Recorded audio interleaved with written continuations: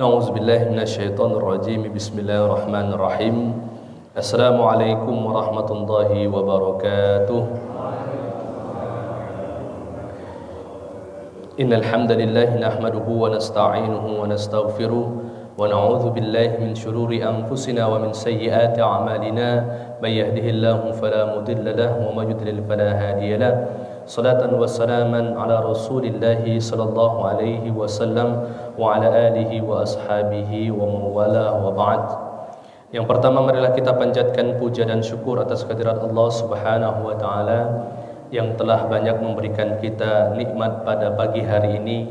Di antara nikmat yang Allah berikan yaitu nikmat iman, nikmat Islam, nikmat kesehatan, nikmat kesempatan, nikmat taufik, nikmat hidayah. Sehingga dengan nikmat tersebut Allah Subhanahu wa taala mengumpulkan kita di masjid yang penuh barokah ini, tidak lain dan tidak bukan melaksanakan perintah Allah, bentuk dari ketakwaan dan juga taqarrub ilallah, dan juga sama-sama berkumpul untuk sama-sama belajar mendalami ilmu agama, berkumpul di taman surga Allah Subhanahu wa taala.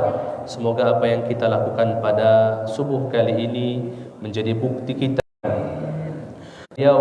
bukti kecintaan kita kepada baginda Nabi sallallahu alaihi wasallam, dan jadi penyebab kita mendapatkan syafaat di hari kiamat kelak, dan kita sama-sama dikumpulkan bersama baginda Nabi di surganya Allah Subhanahu wa taala. Amin ya rabbal alamin.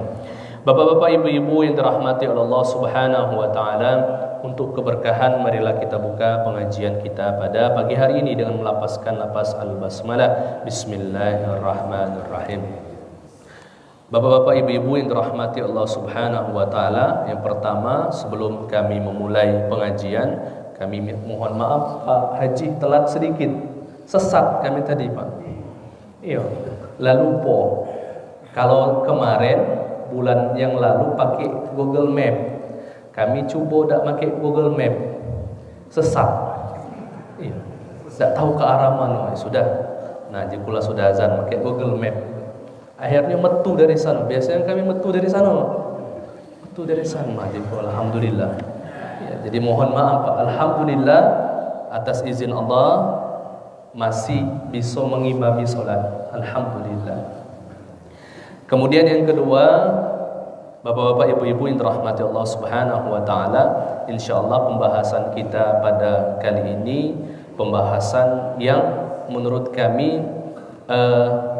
agak nyambung sedikitlah dengan pembahasan tentang fikih dan momen Maulid Nabi. Tapi kami tidak bahas Maulid Nabi, mungkin sudah dibahas oleh Ustadz semalam. Ya. Jadi pembahasan malam ini, yaitu subuh kali ini, yaitu membahas tentang konsep manusia yang baik, atau bahasa Arabnya itu muhsin. Kalau seandainya berbicara tentang manusia yang baik, bisa kita berikan julukan sebagai seorang yang muhsin atau muhsinun. Dalam Al-Quran Allah Subhanahu wa ta'ala sudah banyak mendefinisikan, mengkategorikan, dan juga memberikan syarat siapakah orang-orang yang muhsin ataupun muhsinun tersebut. Atau Allah Subhanahu wa ta'ala memberikan gelar al-abror, baik. Jadi manusia ini, bapak-bapak, ibu-ibu, telah Allah berikan gelar-gelar yang baik di dalam Al-Quran.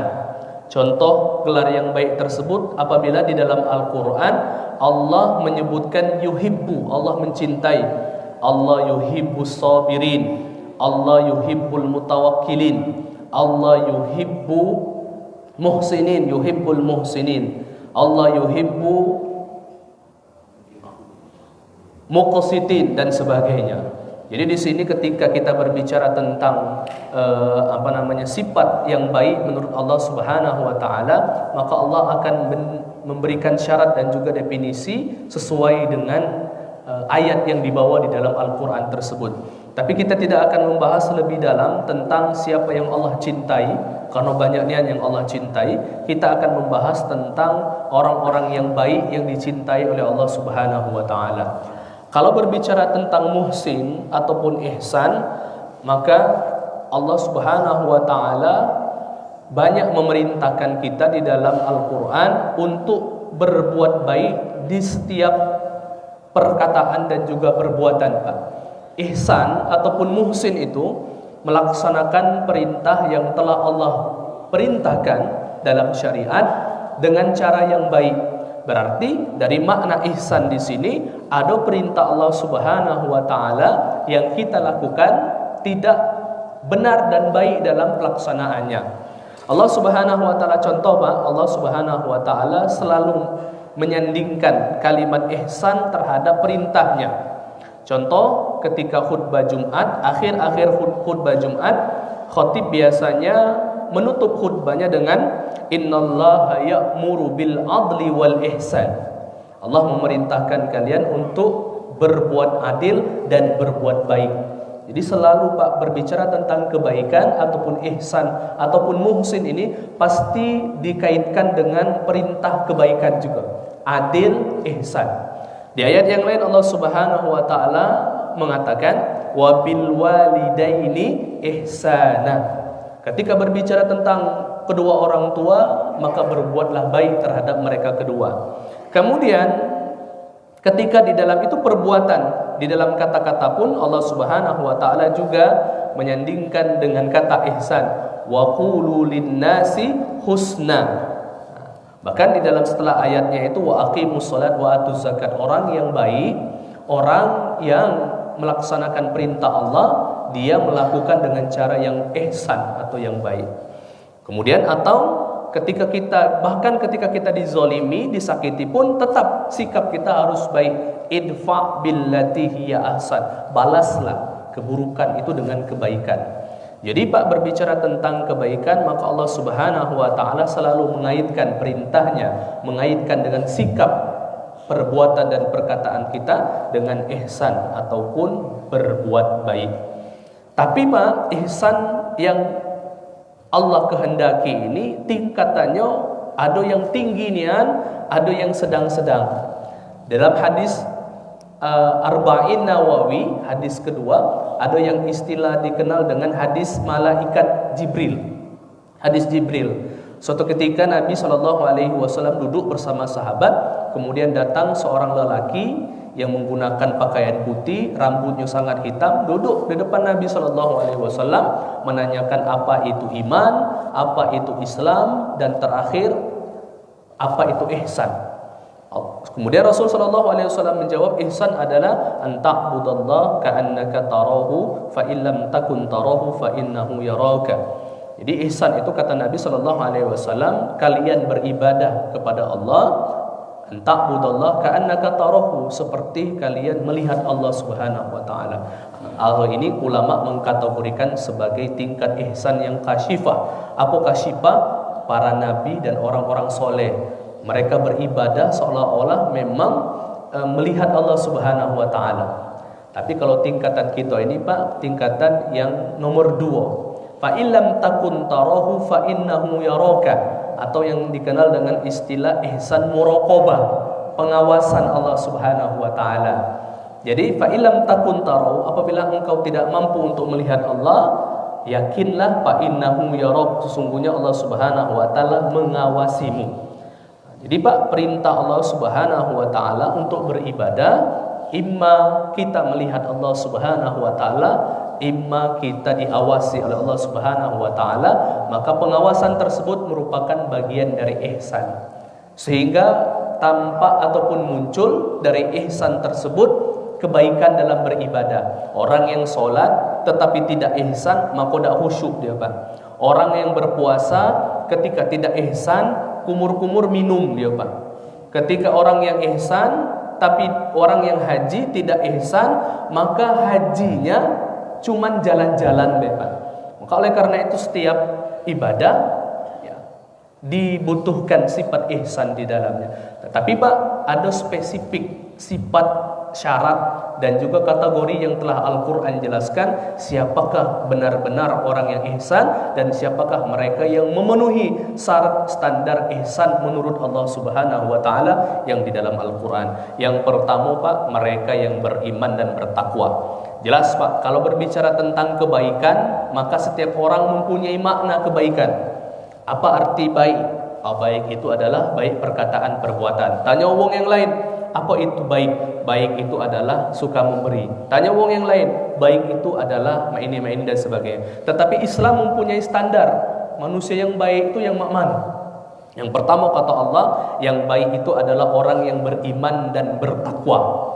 Standar bagi seorang mukmin. Berarti selain dari orang yang beriman dan bertakwa, tidak baik menurut Islam. Kita berbicara tentang seorang muslim. Kebaikan adalah mereka yang beriman dan juga bertakwa. Allah Subhanahu wa taala berfirman dan Allah berikan spesifiknya wong yang baik dan beriman bertakwa itu cak mana?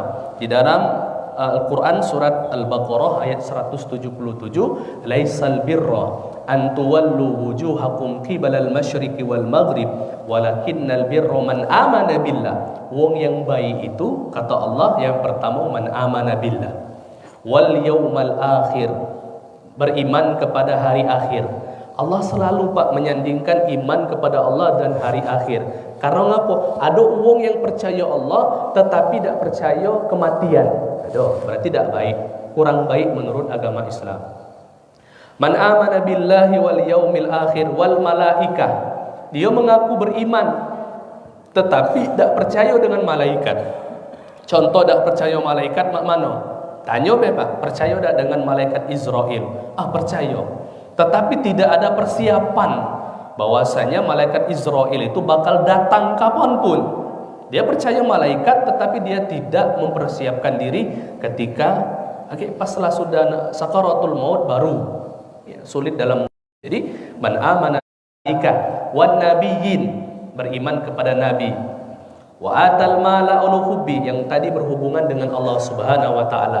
Yang selanjutnya orang baik itu wa atal mala ala hubbi, hobi memberi terhadap harta yang dicintainya. Atal mala ala hubbihi zawil qurba, kepada siapa? Yang pertama sekali kalau nak baik itu Pak, kepada kerabat dan keluarga dulu. Orang yang galak berbuat baik kepada keluarga, kerabat itu termasuk wong yang ihsan, wong yang baik. Zawil qurba wal yatama, baru yatim. Dari sinilah ulama memberikan hukum ketika berzakat. Ada keluarga yang fakir miskin, ada keluarga yang bentuknya ada yang fakir miskin tetapi bukan keluarga. Mana yang didahulukan? Keluarga dulu yang didahulukan. Zakat, infak dan sedekah. Termasuk ayat ini menunjukkan bahwasanya orang yang pertama sekali harus kita bantu adalah zawil qurba, keluarga.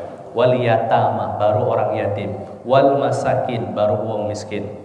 Wa banas sabil, wal yatama wal masakin wa banas sabil wasailin, mereka yang butuh bantuan. Wafir riqab, mereka yang butuh dibebaskan dari seorang budak. Sekarang sudah tidak katik lagi budak itu, tapi mungkin pada waktu-waktu yang akan datang, akhir-akhir zaman akan ada nanti yang namanya perbudakan. Ya, zawil qurba wal yatama wal masakin wasailina wafir riqab. Nah, kemudian wong yang baik itu adalah wa aqamas shalah, mereka yang mendirikan salat. Berarti mereka yang melaksanakan solat wajib khususnya dan umumnya ditambah dengan solat-solat sunnah, mereka lah orang-orang yang baik menurut Allah Subhanahu wa taala. Tapi ingat Pak, ketika Allah Subhanahu wa taala mengatakan solat, perintah solat, biasanya disandingkan dengan wa aqamas shalah wa ataz zakah. Jadi hati-hati Pak, banyak kita yang sering pergi ke masjid solat, namun zakatnya diabaikan. Zakat ini merupakan jarang Pak ustadz-ustadz yang ngajak dalam artian mengadakan pengajian secara detail tentang zakat. Padahal Pak, kalau nak disebutkan zakat itu hampir sama dengan solat. Kalau zakat solat itu hubungan kita dengan Allah Subhanahu wa taala, hak Allah yang berhubungan dengan Allah. Zakat hak Allah berhubungan dengan manusia. Kok zakat harus diperhatikan. Bapak yang punya, ibu-ibu yang punya emas yang disimpan selama 1 tahun hijriyah 85 gram emas, maka zakatkan 2,5%. Bapak-bapak yang punya tanah, yang punya rumah banyak, yang punya kendaraan, dinilaikan selama 1 tahun. Kalau lebih maka dizakatkan nilai zakat tersebut. Hati-hati, zakat ini merupakan salah satu bentuk ibadah yang banyak dilupakan manusia, muslim khususnya, akan tetapi zakat tersebut merupakan perintah yang sangat penting. Bahkan di zaman Abu Bakar dulu Pak, orang yang tidak berzakat itu disetarakan dengan mereka yang murtad, sehingga Abu Bakar memerangi mereka, membunuh mereka yang murtad dan juga tidak mau melaksanakan zakat. Wa aqama salat wa ataz zakat wal mufuna bi ahdihim, orang yang selalu menepati janjinya, termasuk orang yang baik menurut Allah. Idza ahadu wasabirina fil ba'sa'i wad dharra, mereka yang sabar dalam keadaan lapang maupun dalam keadaan sulit. Wasabirina fil ba'sa'i wad dharra iwahinal ba's ulaikal ladzina shadaqu, mereka itulah orang yang jujur. Wa ulaika humul muttaqun, mereka lah ciri-ciri orang yang bertakwa, dan mereka adalah orang-orang yang masuk dalam kategori muhsinin. Itu yang pertama, bertakwa dan beriman. Dan takwa dan iman tadi sudah dirincikan satu persatu. Kemudian yang kedua, siapakah Pak Bu orang-orang yang baik itu? Orang-orang yang baik menurut Allah Subhanahu wa taala yang termaktub dalam Al-Qur'an adalah mereka-mereka yang berinfak, hobi memberi dan berinfak. Wa anfiqu fi sabilillahi wa la tulqu bi aydikum ila tahluka wa ahsinu innallaha yuhibbul muhsinin. Berinfaklah kalian di jalan Allah, wala tulqu biaidikum ila tahluka, dan janganlah kalian melemparkan diri kalian ke dalam kerusakan. Wa ahsinu, berbuat baiklah. Innallaha yuhibbul muhsinin, dan Allah sangat menyukai orang-orang yang baik ataupun yang berbuat baik. Jadi infak, sedekah merupakan salah satu ciri wong yang baik menurut Al-Qur'an. Infak ini Pak ada 3 macam yang mengalir ataupun yang ada di sekitar masyarakat kita ini Pak. Di dalam surat Al-Baqarah ayat 261 sampai 264 dijelaskan ada 3 jenis Pak wong yang berinfak dan bersedekah ini. Yang pertama, yang kedua ini yang Allah terima. Yang ketiga ini yang Allah tidak terima. Yang pertama wong yang umum kebanyakan. Mathalul ladzina yunfikuna amwalahum fi sabilillahi kamathali habba ambatat sab'a sanabila fi kulli sumbulatin mi'atu habba wallahu yudha'ifu liman yasha wallahu wasi'un alim. Orang yang berinfak yang pertama adalah mereka yang berinfak, bahasa kita tuh mengharapkan hitung-hitungan. Aku nak ngimpak ke masjid lillahi ta'ala 1000, ya Allah semoga dapat 10.000. Boleh tak? Kata ulama boleh. Landasan dalilnya ini, orang yang berinfak yang menghitung supaya Allah ganti dengan lebih banyak, kama salihabba, Allah perumpamakan satu biji, kama salihabbatin yang ditanam, ambatat sab'a sanabila, ketika tumbuh biji tersebut akan menjadi 7 tangkai, 7 cabang. Wa fi kulli sumbulatin mi'atu habba, dan setiap tangkai itu akan menghasilkan 100 biji yang sama dari yang ditanam tadi. Itu perumpamaan Allah berikan umpama kalau nak berhubungan dengan hitung-hitungan. 1 biji yang kalian kasih Allah bisa ganti dengan 700. Wallahu yudha'ifu liman yasha. Bukan cuma 700 tetapi Allah mampu untuk melipat gandakan sesuai dengan kehendak Allah Subhanahu wa taala. Wallahu wasi'un alim, dan Allah Maha luas rezeki, rahmatnya, dan juga Maha mengetahui. Itu yang pertama. Jadi kebanyakan kita nih Pak infak 2.000, ya Allah semoga diganti rezeki aku nih. Ya Allah aku ngimpak misalnya malam Maulid Nabi, ada sebagian masjid yang nyebarkan duit yuran, siapa nak bantu berimpak, semoga ya Allah malam Maulid Nabi, malam yang mulia itu aku berinfak, infak yang aku berikan semoga diganti. Mungkin harga infak yang ku kasih ini harga kue kotak, semoga engkau ganti dengan nasi minyak, misalnya. Itu mengharapkan balasan yang dalam bentuk perhitungan, dibolehkan asal lillahi ta'ala fisabilillah. Kemudian yang kedua, ini yang sudah tingkatan soleh ke bujuk. Di ayat yang terakhir, wa masalul ladzina yunfikuna amwalahum ibtigha'a mardatillah. Ada orang-orang kata Allah yang berinfak Fisabilillah, di jalan Allah, tetapi dia tidak ngitung-ngitung. Ibtigha mardatillah, infaknya itu mengharapkan ridho Allah. Aku ngimpak 1000, aku ngimpak 100.000. Ya Allah, engkau ganti. Alhamdulillah, engkau dah ganti, jadikan pahala, dan aku mengharap ridho engkau ya Allah. Jadi hilang niat, tak mengharap. Kalau yang tadi masih ngarap, kapan lah Allah ganti 1000 aku kemarin yang tadi. Aman yang ini dah hilang niat, 100.000 hilang, tidak niat. Seolah-olah ketika ditanyakan pada waktu yang lama, lupa dia bahwasanya dia pernah berinfak. Wong yang cak ini kamasali jannatin. Allah Subhanahu wa taala mengumpamakan infak yang dia berikannya seperti kebun, Pak.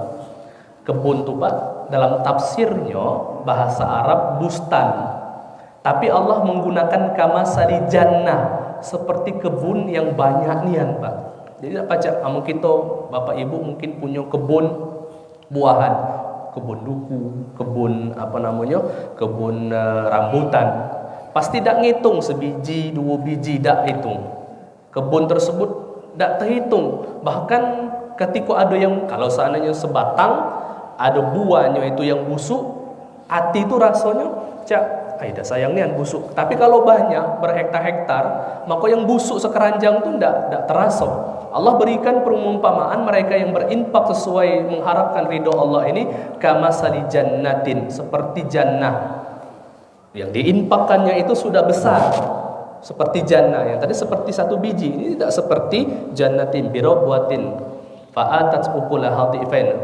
Ya, ketika disiram oleh hujan, fa'atat ukulaha dhifain, kebun tersebut akan menjadi 2 kali lipat.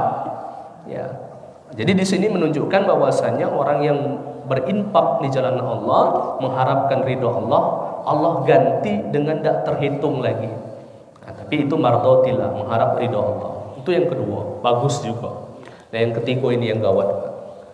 Di surat 261 sampai 264 ini Allah jelaskan, ya ayyuhallazina amanu la tubtilu shadaqatikum. Hati-hati orang yang beriman, ketika kalian berinfak jangan sampai infak kalian itu tertolak. La tubtilu shadaqatikum bil manni, yang galak perhitungan. Perhitungan infak. Masjid mengadakan iurannya 5.000. Masjid ini awak banyak duitnya, masih nak minta infak. Sudahlah, ya 5.000. Bil manni, perhitungan. Atau wong sedekah kau ni, atau tidak usah jauh-jauh Pak, ketika kita naik mobil kemudian ada manusia silver, dia banyak duitnya, dia ni minta dan sebagainya. Bil manni, apalagi ditambah wal adza, menyakiti. Buka, nah dek begawi dek, putih-putih itu badan, bil manni wal adza. Yang cak ini Pak, tubtilu sadaqat, sedekahnya itu ditolak. Bil manni wal adza kalladzi yunfiqu mala uri'ahan nas, atau mereka yang berinfak pengen didengar, pengen dilihat orang. Pak Haji, aku nginfak Pak Haji 1 juta. Siapa yang paling besar? Oh, Pak B. Pak, nama aku 1 juta, paling pucuk Pak bil manni wal adza, supaya dijingok wong, ri'ahan nas, pengen dilihat, pengen didengar. Namun seandainya tidak disebutkan namanya, maka dia bentuknya marah, maka masuk dalam kategori yang ri'a'an nas, yang mereka ini riya, kata Allah Subhanahu wa taala. Famasaluhu kamasali sofwan, Allah berikan juga perumpamaan. Famasaluhu kamasali sofwanin alaihi turab, mereka ini yang berinfak, perhitungan, nyakiti hati wong dan minta dijingok ini, kamasali sofwan alaihi turab, seperti batu yang licin, di pucuknya ada turab, debu. Fa'asabahu wabilun fatarku solda, yang pucuknya debu ini terhempas dengan hujan yang deras.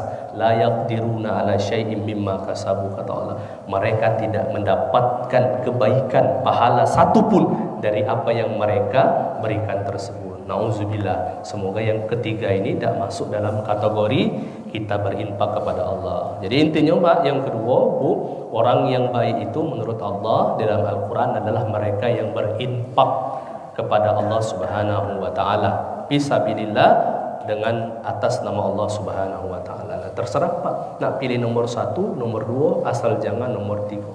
Mereka adalah orang-orang yang muhsinin. Kemudian siapa lagi orang-orang yang muhsin, orang-orang yang baik menurut syariat Islam? Mungkin kita sering dengar imam membaca surat wasari'u. Ada walladzina yunfikuna alladzina yunfikuna fis sarai wad dharra wal kadhiminal ghaidh. Mereka berinfak dalam keadaan sulit maupun senang, wal kadhiminal ghaidh. Orang yang menahan amarahnya, kadhiminal ghaidh, wal 'afina 'anil nas, dan mereka yang hobi memaafkan. Wallahu yuhibbul muhsinin. Allah menyukai orang-orang yang baik tersebut. Jadi yang selanjutnya adalah mereka yang memaafkan, mereka yang menahan amarahnya, dan mereka yang hobi memaafkan masuk dalam kategori orang-orang yang muhsin ataupun yang baik menurut Al-Quran. Jadi kami dengar ceramah kemarin itu, ada ustadznya lucu pula ya. Jadi katanya perbedaan kita dengan Rasul Shallallahu Alaihi Wasallam ini tidak jauh beda, cuman sedikit. Perbedaan kita dengan Rasulullah itu sedikit. Kalau Rasul Shallallahu Alaihi Wasallam sedikit makan, aman kita ini dikit-dikit makan, sedikit. Ya, Rasul Shallallahu Alaihi Wasallam sedikit tidur, kita di bawah AC dikit-dikit tidur. Rasul itu dikit marah dan jarang marah. Aman kita sedikit-sedikit marah. Lagi ibu-ibu ilan Tupperware marah. Ya. Gaji laki telat sedikit marah. Nah, orang yang menahan amarahnya dan orang yang sabar ini orang yang muhsin. Aman Tupperware irang, ikhlaskan ya Allah, semoga engkau ganti lagi dengan yang lebih bagus. Gaji laki telat, ya Allah semoga ada tunjangan juga telat itu. Jadi jadikan sebuah hal yang positif, wal 'afina 'anil nas, dan memaafkan seseorang, orang yang menahan amarahnya dan juga memaafkan orang yang berbuat salah, tanda orang-orang yang muhsinin, orang-orang yang berbuat baik. Bapak-bapak, ibu-ibu yang dirahmati Allah Subhanahu wa taala, itulah di antara ciri-ciri orang yang baik yang Allah sebenarnya banyak. Kalau nak kita definisikan, ketika bicara berbuat baik banyak niat.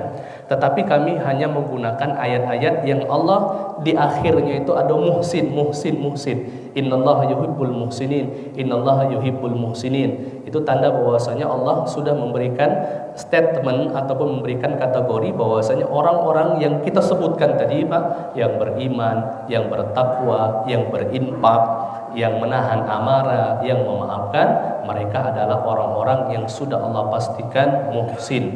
Ketika berbicara tentang muhsin, baik, maka jelas ya, jazaohum, balasan mereka fid dunya khair, di dunia akan Allah berikan kebaikan, wa fil akhirati khair, atau wa fil akhiratil hasanah, Allah akan berikan juga kebaikan di akhiratnya kelak. Bapak-bapak, ibu-ibu yang dirahmati Allah Subhanahu wa taala, itulah tadi penjelasan tentang muhsin. Kalau seandainya ada yang kurang paham dari apa yang kami jelaskan atau hal yang butuh kita sama-sama diskusikan, baik pembahasan yang kami bahas atau pembahasan di luar dari tema pembahasan, asal masih nyambung dengan syariat dan bermanfaat, silakan Pak Bu kalau ada yang pengen ditanyakan. Karena kalau kami nak jelaskan secara detail nian, orang-orang baik itu banyak. Ini baru Al-Quran, belum hadis. Ya, di Al-Quran, di hadis itu lebih banyak lagi siapa orang-orang yang baik. Seperti dalam hadis, orang-orang baik itu adalah man kana yu'minu billahi wal yaumil akhir. Orang baik itu yang pertama adalah fal yukrim dhaifahu, mereka yang memuliakan tamunya. Ya, man kana yu'minu billahi wal yaumil akhir fal yuhsin jarahu. Orang-orang yang beriman kepada Allah dan beriman kepada hari kiamat, dan orang baik itu adalah berbuat baik dan juga berlaku baik terhadap tetangganya. Man kana yu'minu billahi wal yaumil akhir falyaqul khair aw liyasmut. Orang yang baik itu juga adalah mereka yang berkata-kata baik atau lebih baik diam. Kalau seandainya tidak bagus, diam. Kalau seandainya bagus, maka diucapkan. Termasuk Pak Bu, kalau seandainya hal yang paling membuat lemak nian cak yang pengen dilakukan itu adalah gosip ngatoi wong lemak nian. Ya, apalagi ada tema sedikit, sudah basa-basinya ada. Nah, Rasul Shallallahu Alaihi Wasallam memerintahkan berkata baik atau lebih baik diam. itu merupakan bagian dari orang-orang yang baik menurut syariat Islam yang Rasul Shallallahu Alaihi Wasallam jelaskan dalam hadisnya. Dan masih banyak lagi kriteria siapakah manusia yang baik. Tetapi Al-Quran mengumumkan ataupun lebih mengumumkan kategori orang yang baik itu adalah satu, orang yang beriman, orang yang bertakwa, orang yang berinfak, kemudian orang yang menahan amarahnya, dan juga orang-orang yang mudah memaafkan saudaranya. Silakan Pak Bu, kalau ada yang pengen ditanyakan, ahlan wa sahlan. Silakan Bu Haja. Waalaikumsalam warahmatullahi wabarakatuh.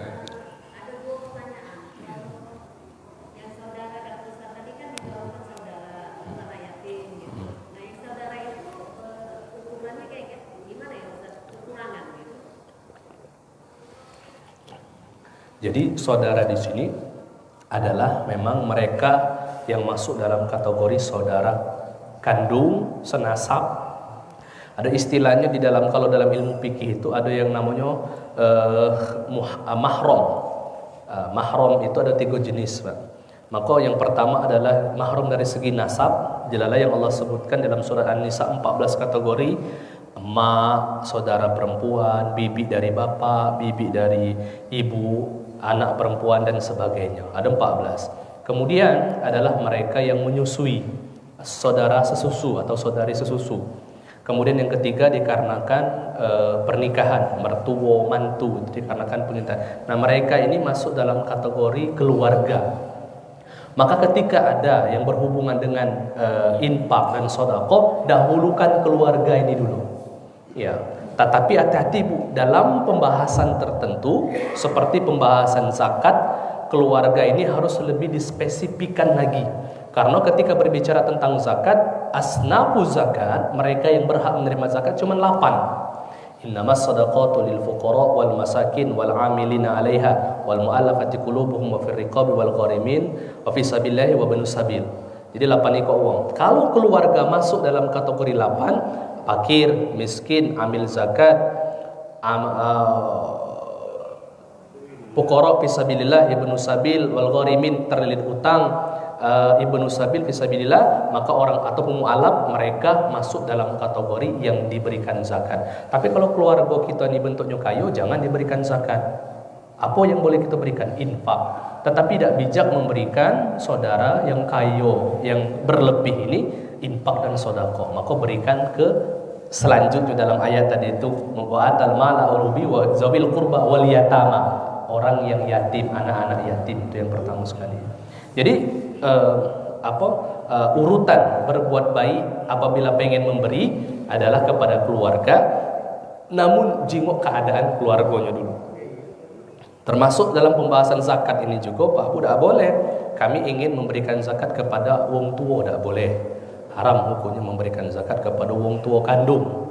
Begitu juga seorang orang tua tidak boleh memberikan zakat kepada anaknya, karena antara orang tua dengan anak ini hubungannya adalah hubungan kewajiban nafkah, bukan kewajiban zakat.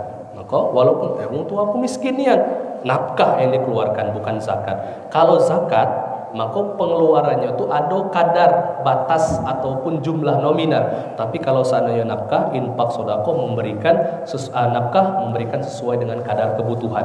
Kadang berlebih dari zakat, kadang kurang dari zakat. Nah, itu maksud dari zawil qurba wal yatama tadi. Yang kedua tadi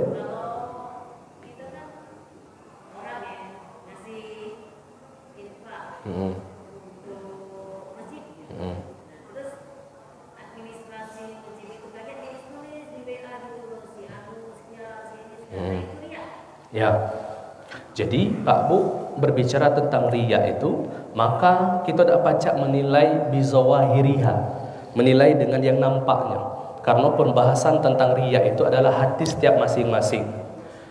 Kalau berhubungan dengan hati masing-masing, maka kita tidak pacak ngatokan. Inilah Bu salah satu bentuk dari kita sering baca surat Qul a'udzu birabbil falaq min syarri ma khalaq wa min syarri ghasiqin idza waqa wa min syarri nafasati fil 'uqad wa min syarri hasidin idza hasad. Ada orang yang menganggap bahwa dia itu dalam hati Bu dalam hati itu disebutnya enggak disebutkan yang namanya. Nah, itu belum masuk dalam kategori hasad. Ketika sudah diucapkan, dia tuh yang infak itu tuh caknya nak didengar, baru hasad. Jadi di sini tidak boleh kita mengatakan seseorang itu riya kalau seandainya kita tidak tahu isi hati seseorang. Maka oleh karena itu innamal a'malu binniyat, seluruh perbuatan manusia itu dilihat dari niatnya, hubungan dia dengan Allah Subhanahu wa taala. Mak manu dengan administrasi. Kalau masjid itu otomatis biasanya kami ingin pak, sebutkan bu namanya, apalagi infaknya besar, apalagi cak wakaf itu mau tidak mau harus disebutkan, kami berwakaf kepada Masjid Al-Hakim sekian juta, maka itu otomatis ada ijab dan qabulnya, siapa yang mewakafkan, kepada siapa dan siapa saksinya, dan itu harus termaktub, ditulis. Maka penulisan administrasi tersebut bukan masuk dalam kategori riya, tetapi keharusan dan kewajiban sebagai bentuk dari keabsahan dalam pelaksanaan wakaf tersebut. Tetapi kalau cak 1.000, aku nak ngimpak 1.000, 5.000, ya dah usah nak disebutkan ya, tidak ngaruh, toh hilang pun pacak kita ganti. Ya, tapi alangkah bagusnya memang hamba Allah. Imam Ibnu Athaillah di dalam kitab Al-Hikam juga hati-hati. Ada yang jadi memang masalah hati bu, infak dan sedekah itu ada yang pengen disebut hamba Allah. Aku infak ya berapa sekian, hamba Allah. Tetapi hamba Allahnya itu ada sifat ujub ataupun sifat membanggakan diri sama baik, termasuk dalam sifat sombong walaupun tidak dia omongkan namanya. Jadi berbicara tentang ibadah, berbicara tentang zakat, berbicara tentang sedekah, tiga tadi bu. Memang fisabilillah mengharapkan ridha Allah dan dia pengen Allah ganti, atau mereka yang bentuknya tidak pengen Allah ganti, hanya mengharap ridha Allah, atau yang tiga tadi ria'an nas, atau mereka mengharapkan pengen dijingok manusia bahwasanya dia adalah hamba Allah yang berinfak. Jadi memang bersih kenian hati. Termasuk Pak Bu, kalau kita sholat di tengah wong, di tengah ramai, itu jangan kita omongkan, oh ya riya dia tu nak minta dijingok sholat ida. Ya, jangan kita omongkan sebelum kita tahu isi hati seseorang. Pemasan hati ini bu bahaya. Ya, Rasul sallallahu alaihi wasallam ketika ada sahabat Nabi sallallahu alaihi wasallam namanya Zaid bin Harithah, anak angkat Nabi. Suatu ketika beliau ini berperang, ketika berperang sahabat ada orang kafir yang diajak perang tu bersyahadat. Sebelumnya dia dibunuhnya itu. Tiba-tiba dia kalah, bersyahadat asyhadu alla ilaha illallah wa asyhadu anna muhammadar rasulullah. Diam sejenak Zaid bin Harithah ini. Kemudian langsung ditebas di kepalanya. Kemudian diadukan kepada baginda Nabi sallallahu alaihi wasallam, "Ya Rasulullah, ma ini. Malah Rasulullah, ya, asyaqaqta qalbahu." Kau mengatakan bahwasanya dia itu adalah wong yang bersyahadat dikarenakan pengen aman be. Rasul marah, asyaqaqta qalbahu, apakah kau sudah jingok di dalam hati dia bahwasanya dia memang benar-benar mengucapkan la ilaha illallah itu sebagai bentuk pengamanan? Sampai Zaid bin Harith itu mengatakan, Rasul mengulang berapa kali menpacak aku pacak mati selamanya daripada aku mendengarkan Rasul sallallahu alaihi wasallam mengatakan itu berulang kali. Jadi intinya Pak Bu, kita tidak pacak ya melihat seorang apa itu riya ataupun tidak riya, cuman ya kita berlindung dari perbuatan riya tersebut. Jadi intinya kalau memang niat lillahi taala, maka urusan kita dengan Allah. Kalau masalah administrasi, walaupun kita takut riya, itulah kewajiban supaya terpenuhi di dalam pelaksanaan muamalah ataupun di dalam pelaksanaan wakaf, infak dan sedekah tersebut. Itu. Silakan.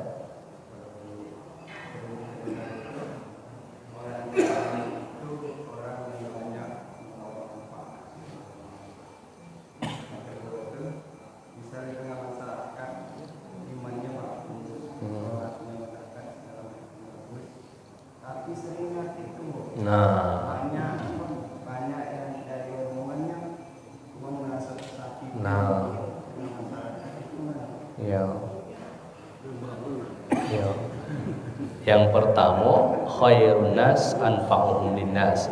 Kata Nabi, sebaik-baik manusia adalah memberikan manfaat bagi masyarakat sekitarnya. Itu hadisnya, Pak.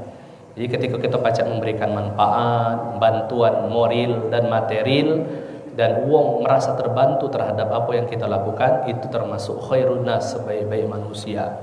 Namun Pak, apa yang disebutkan Bapak tadi itu hadis Nabi itu sudah jelas dan bahkan sering dijelaskan oleh para ustadz. Ada namanya hadis muflis. Muflis itu adalah orang-orang yang merugi, wong-wong yang buntu. Atadruna mal muflis, wahai sahabat? Rasul bertanya, siapakah mereka yang bangkrut, merugi? Ya. Wallahu wa rasuluhu a'lam. Kami tidak tahu, Rasul, Allah dan Rasul yang tahu. Tapi sahabat sebelumnya, mala dirhamun lana wala mata. Wong yang muflis itu mungkin Nabi adalah orang yang mala dirham, tidak ada duit, tidak ada dirham, wala mata, tidak ada harta. Tidak, kata Nabi. Siapa muflis itu? Muflis itu adalah seorang mukmin ja'a bi solatihi, datang dengan solatnya, wa bi zakatihi, punya ibadah zakatnya, tahajudnya, sodakohnya, seluruh amalan-amalan ibadahnya, akan tetapi satu katama hadza wa syatama hadza wa akhadha mala hadza, galak ngambil harta wong, galak ngatoi wong, galak ribai wong. Yang cak ini muflis, kata Nabi SAW di hari kiamat. Ngapa muflis? Ngapa merugi? Ngapa bangkrut? Karena Pak Bu, wong yang galak ngatoi, wong yang galak nyakiti hati, ngambil harta wong tanpa izin ataupun tidak sesuai dengan haknya, mereka ini akan Allah Subhanahu wa taala, mereka akan minta pertanggungjawaban. Ketika seorang mukmin tersebut masuk ke dalam surga, dihadang, ya Allah, ya orang tersebut ketika di dunia pernah menyakiti hati aku, pernah ngambil harta aku, maka aku nak minta pertanggungjawaban. Maka apa yang diambil? Pahala orang tersebut yang tadi sholat, puasa, zakat, haji, itu diambilnya dikasihkan dengan uang yang disakitinya hati tadi. Kemudian terus rupanya banyak, Pak Bu, uang ini rupanya bukan sikok uang disakiti, hampir nak sekomplek dari sakitinya. Maka datang, pahalanya habis, ya Allah aku belum nak minta hak aku. Ketika nak minta hak, habis pahalanya. Jadi cak mana kata Rasul dijelaskan dalam hadis tersebut, dosa wong yang disakiti tadi ditanggung oleh wong yang sudah habis pahalanya tadi. Wajar. Itulah yang Rasul sebut dengan wong yang muflis, wong yang merugi, bangkrut, bukan di dunia ini tetapi di akhirat. Yang tadi aslinya dengan salatnya, zakatnya, puasanya, hajinya, dengan perbuatan baik yang lainnya, dia masuk surga dikarenakan nyakiti hati tetangga, tidak bagus dengan masyarakat, galak ngambil harta wong tanpa hak, menyebabkan dia masuk neraka dan ibadah yang dilakukannya tadi itu habis dan hilang. Jadi jangan, Pak. Ya, jadi termasuk yang sering bermasalah ini tetangga. Seperti yang kami sebutkan tadi, man kana yu'minu billahi wal yaumil akhir, seandainya memang kita beriman kepada Allah dan hari akhir, fal yuhsin jarahu, berbuat baik kepada tetangga dan juga masyarakat sekitar. Man kana yu'minu billahi wal yaumil akhir fal yukrim dhaifahu. Juga ketika ada tamu, Pak Bu, aman tamu itu kenal, kalau kenal, maka jangan seolah-olah tidak diterima. Tamu, Assalamualaikum, di depan pagar. Iyo, ngapa? Ada apa? Nah, itu tanda tak galak nak disinggahi. Ama disinggahi, oh waalaikumsalam.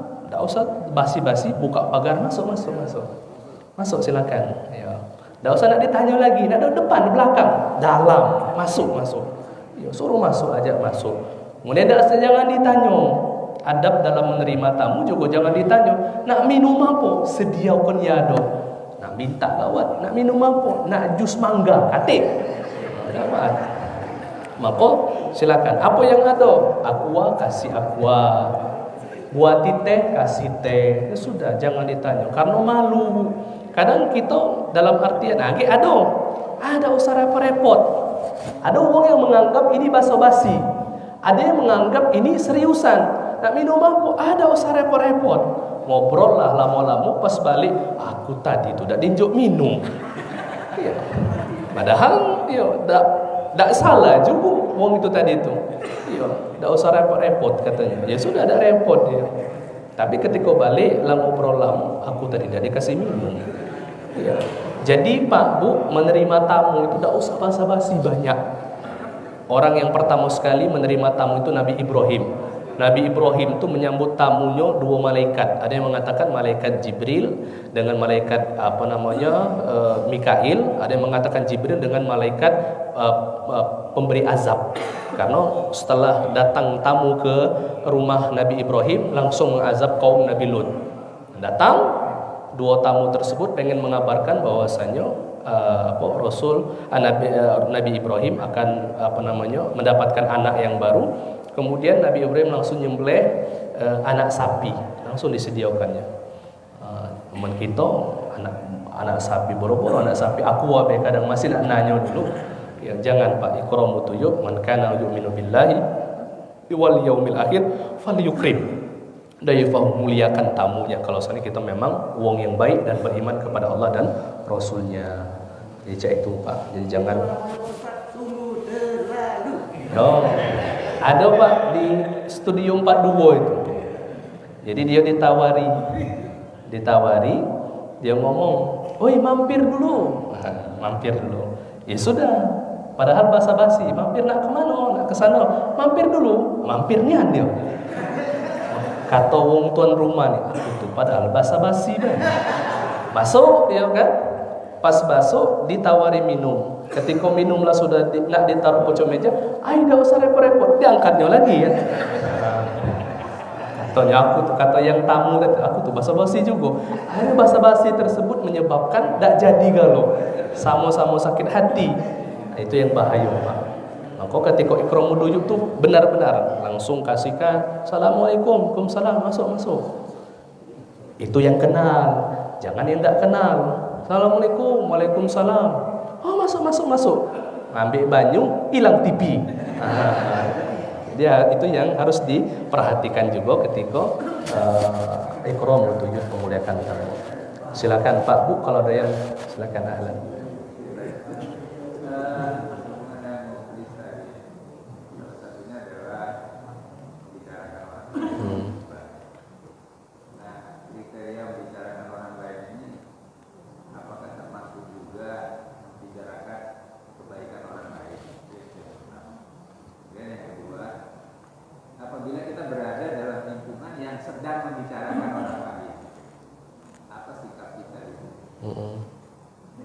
Ya, standar masuk dalam kategori ghibah ataupun orang yang membicarakan orang lain itu masuk dalam kategori yang buruk itu adalah hadis Rasul sallallahu alaihi wasallam, zikruka akhaka bima yakrahu.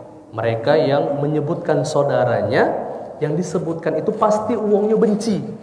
Ketika disebutkan, misalnya ada uang yang memang sifat ataupun tabiatnya itu galak marah-marah, ataupun dia uangnya hobi keburukan lah intinya. Kemudian kita sebutkan orang tersebut dengan keburukannya dan kita yakin bahwasanya orang tersebut benci dengan disebutkan dengan kata-kata tersebut, maka itu masuk dalam kategori ghibah ataupun kategori yang buruk ataupun masuk dalam kategori yang muflis tadi itu. Kalau seandainya kita menyebutkan orang tersebut adalah orang yang baik ataupun dijadikan sebagai contoh, maka tidak masuk dalam kategori ghibah. Kami kemarin jenguk Pak Haji itu ibadahnya bagus tuh. Ya, beliau tuh membaca Al-Quran terus dan sebagainya. Bahkan itu bisa menjadi contoh ataupun sebagai bentuk penyemangat fastabiqul khairat, berlomba-lomba dalam kebaikan, maka itu tidak masuk dalam kategori yang ghibah ataupun membicarakan orang yang masuk dalam kategori muflis tadi. Zikruka akhaka bima yakrahu, menyebutkan saudaramu dan mereka dan orang yang disebutkan tersebut pasti marah ataupun benci dengan penyebutan tersebut. Itu ibu dia tuh dia tuh kondangan tuh galak bawa asoy. Itu termasuk ghibah walaupun kenyataan. Kalau seandainya kenyataan itu ghibah, kalau dak katik fitnah, maka jangan keburukan disebutkan. Oh dia memang galak ini-inian, galak bawa asoy ketika kondangan. Benar terjadi, maka itu adalah ghibah. Kalau tidak, berarti itu menjadi fitnah, kebohongan, menuduh. Dosanya lebih double lagi, ngomongi keburukan dan juga memfitnah orang tersebut. Kalau perbuatan baik, maka tidak masuk dalam kategori yang baik. Kemudian sikap di dalam Al-Quran, Pak Bu sudah dijelaskan, ketika kita bertemu dengan orang yang galak ngomongi, lebih baik pergi Bu. Lebih baik pergi Pak Bu. Dan ya kul khair aw liyasmut, berkata yang baik atau diam. Kalau dah lemah aku sudah diam be.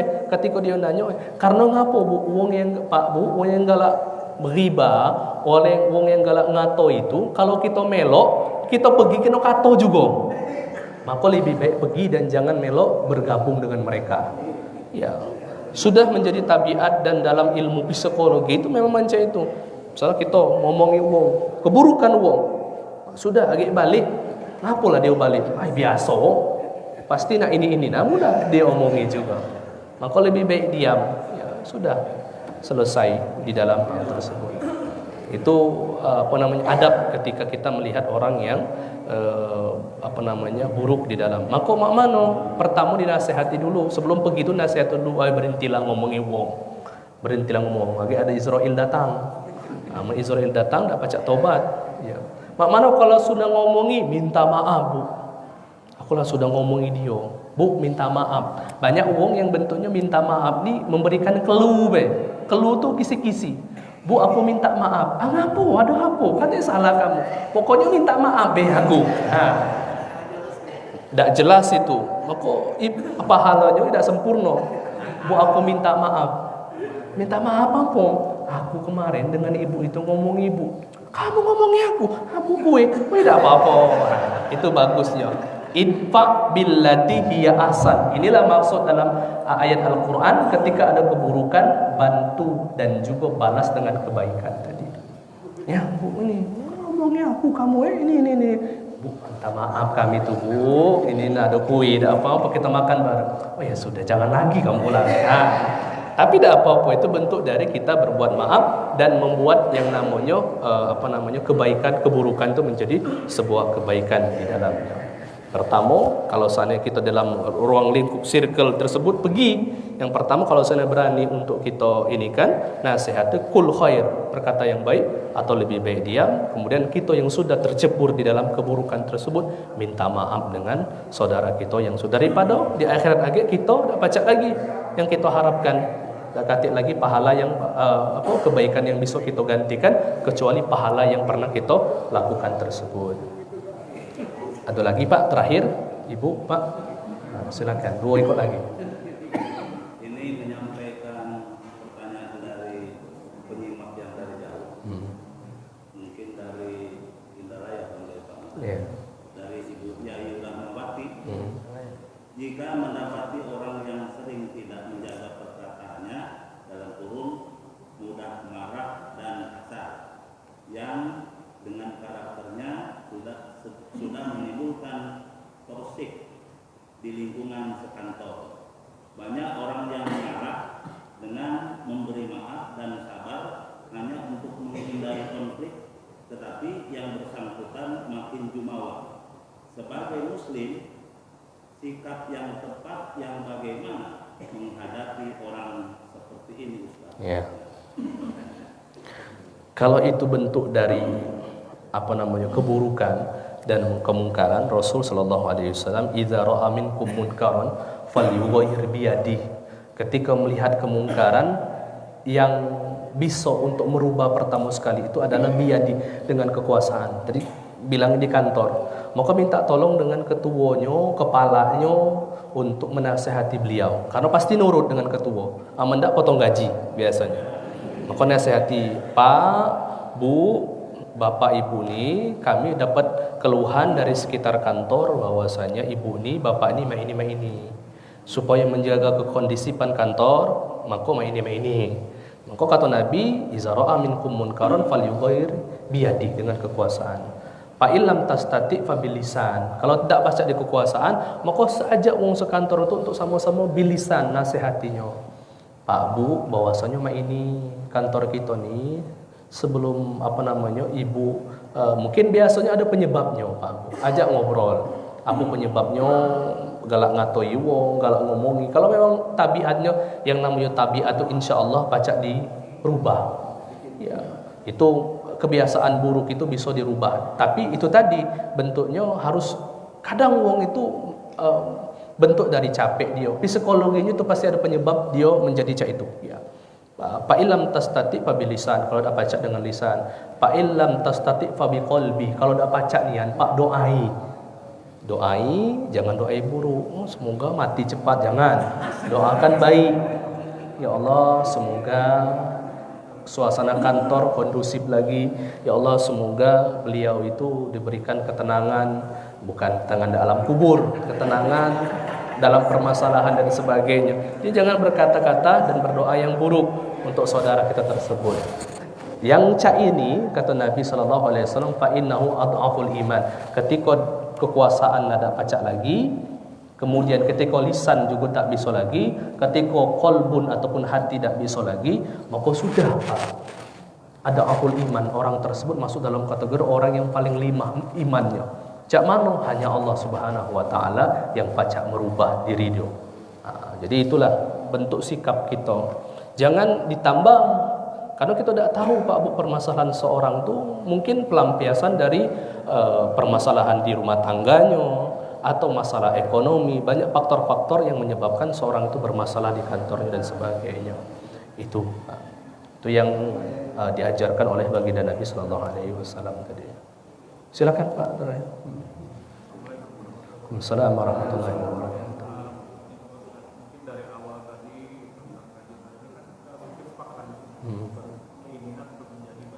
Nah, apabila terdapat kejadian kita dalam majlis, katakanlah mungkin dalam sholat berjamaah, ada salah satu seseorang yang kita tahu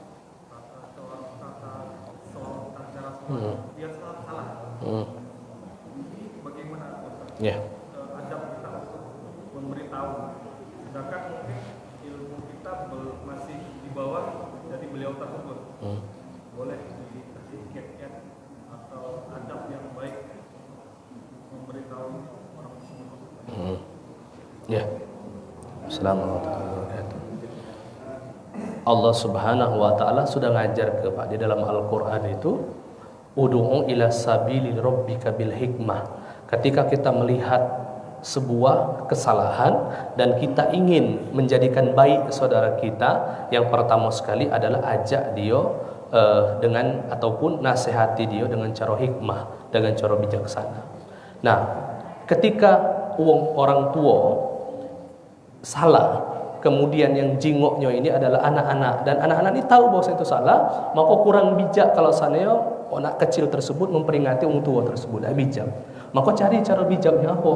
Minta tolong dengan ustadznya, ataupun di masjid ini punya ustadz, ataupun mereka yang bentuknya paham agama, ataupun yang lebih tua sesama kawan. Pak, aku tadi jenguk bapak itu baca Al-Fatihah salah ketika ngimam, ataupun ketika baca solat dia bentuknya cepat nian solatnya, tak kati tumaknina. Tak tolong Pak dinasihati. Jadi yang pertama, ud'u ila sabili rabbika bil hikmah, dengan cara bijaksana, minta tolong dengan ustaz. Tapi kalau seandainya itu sekawan seleting kita, misalnya kawan-kawan kita sesama bapak-bapak berjamaah di masjid dan sudah dekat, maka cara bijaksana itu apa? Ya langsung dinasihati. Caknya salah Pak kamu, tapi dengan cara yang benar, dengan cara bukti. Aku tadi tuh jengok nonton ini video Ustadz Abdul Somad, bahwasanya solat yang kamu lakukan tadi salah Pak. Oh iya, mau mana? Oh salah berarti. Itu bijaksana. Ud'u ila sabili rabbika bil hikmah, dengan cara bijaksana. Kebijaksanaan itu bentuknya terserah Pak, dalam bentuk apapun dan keadaan apapun, sesuai dengan wong yang melakukan kesalahan tersebut. Wa mau'izatil hasanah, tapi jangan lupa ketika kita menasehati, kasih juga contoh yang baik. Kita memperingati, kata Allah Subhanahu wa taala, ketika sudah memperingati, menasihati dengan bijak, contoh dengan yang baik. Kita misalnya, Pak, bapak tadi itu salah dalam solat, kurang caknya tumaknina, rukuk tu nak cepat, tidak nak cepat. Datang dia sama be, maghdubi alaihim waladdallin, amin, Allahu akbar, sami Allah, sama be. Maka tidak contoh wong. Jadi katakan wong itu nyuruh aku solat padahal dia lebih buruk dari aku. Nah, selalu menjadi sebuah alasan, tidak usah anak memperingati aku, kau bersolat kau belum bagus. Itu karena yang pertama tadi tuh dari hikmah, kurang bijaksana di dalam. Jadi memberikan contoh. Yang ketiga, wajadilhum billati hiya ahsan. Kalaupun memang dia ngajak dialog, kalaupun dia ngajak untuk berdiskusi, kalaupun dia ngajak untuk pertanyaan, maka ajak dengan mujadalah yang baik. Cak mano, aku tuh jenguk ustadz ini, bahwasanya sholatnya tuh caranya cak ini. Maka ini, oh mungkin ustadz itu, jangan sebagai fitnah, aku tuh nengok ustadz itu tuh bid'ah, dah usah lah. Nah, itu yang bahaya. Wajadiluhum billati hiya ahsan. Ketika memang diajak dialog, maka cak itu ya ustadz itu. Oke, kita tanyakan dengan ustadz mana supaya jelas hukumnya mana. Jadi sehingga niat kita yang pertama sekali untuk membenahi, membetulkan kesalahan tersebut menjadi sebuah ibadah dan menjadi sebuah yang bermanfaat tadi itu untuk dia, sehingga jadi pahala. Dikarenakan kita solat yang dia lakukan tadi itu benar, maka pahala juga bagi kita yang membenarkan solat tersebut. Dan itu memang sudah menjadi tradisi. Dulu zaman sahabat, ada sahabat namanya Huzaifah bin Yaman memperingati sahabat yang lain. Wahai sahabat, engkau, jadi sahabat ini ketika ruku itu bentuknya sudah ruku iktidal tidak sempurna, tidak tumaknina, langsung sujud. Berapa tahun, berapa hari kau melakukan solat cak itu? Aku melakukannya 40 hari. Fala sholaita arba'ina sana, berarti kau solat selama 40 tahun itu salah. Kemudian Huzaifah benari, kemudian menjadi benar. Itulah disebut dengan yang namanya ud'u ila sabili rabbika bil hikmah. Kata Allah dengan cara bijaksana, wa mau'izatil hasanah, kasih contoh, wajadilhum billati hi ahsan. Kemudian kalaupun itu bentuknya pengen didialogkan ataupun dibicarakan, maka dengan cara yang baik juga, dan jangan dengan cara-cara yang sifatnya itu menjadi perpecahan dan tidak kati hasil, bahkan jadi katawan. Berhentilah kau tuh nasihati aku, kau tuh salafi. Berhentilah kau ini, aku tuh Muhammadiyah, kau NU. Jangan. Dalil, kasih dalil, penjelasan ulama itu bijaksana dari apa yang disampaikan tersebut. Jadilah Pak ya. Ada lagi? Silakan. Berarti ada salah di poin pertama. Ya, berarti ada yang salah Pak. Aman ada yang merajuk. Silakan Ibu.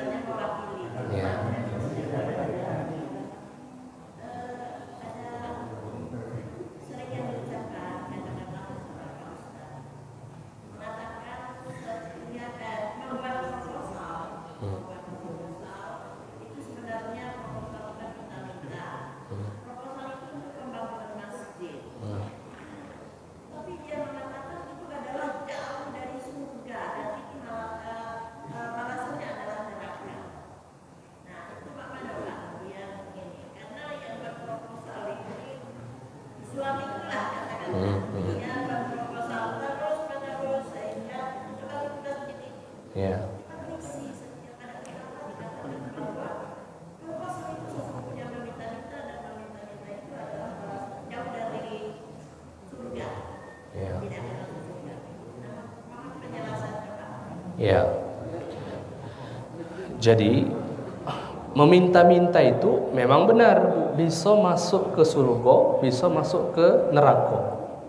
Meminta-minta yang masuk dalam kategori neraka adalah mereka yang meminta, haram hukumnya kata ulama, meminta-minta sedangkan dia mampu. Jadi wong yang mampu itu Pak Bu, ya, wong jangan iri Bu dengan wong yang galak minta-minta itu. Wong yang minta-minta itu sehari itu si kok wombe yang pinggir-pinggir jalan sehari itu mungkin bisa dapat berapa ratus ribu. Mungkin dapat sekitar 500 ribu sehari. 500 ribu dikali dengan sebulan, kalah gaji kita PNS apuan.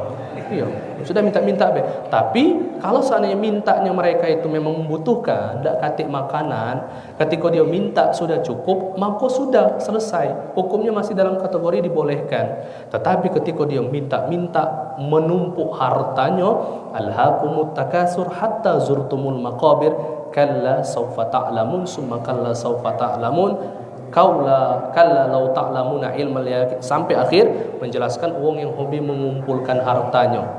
Jadi ini hukumnya haram. Jadi meminta sesuatu yang dia mampu, sedangkan dia mampu, maka itu hukumnya haram. Jadi jangan minta-minta. Nanti masuk dalam proposal. Pertanyaan proposal ini untuk apa? Untuk masjid. Kira-kira masjid kita ni mampu tidak, ada duitnya. Aman sana masjidnya bentuknya itu saldo akhir masjid 500 juta koma sekian, minta proposal, aku haram. Bisa masuk ke dalam kategori yang dikatakan uang yang tadi haram. Tapi memang tak katik nian masjid. Masjid kita ni butuh pembangunan. Ada masjid tetapi tak katik lampu misalnya, maka proposal minta lampu.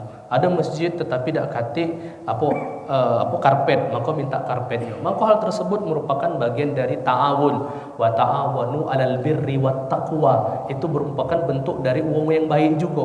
Kata Allah, saling membantulah kalian 'alal birri, dalam kebaikan. Untuk bangun masjid ini dalam kebaikan, wat taqwa jelas.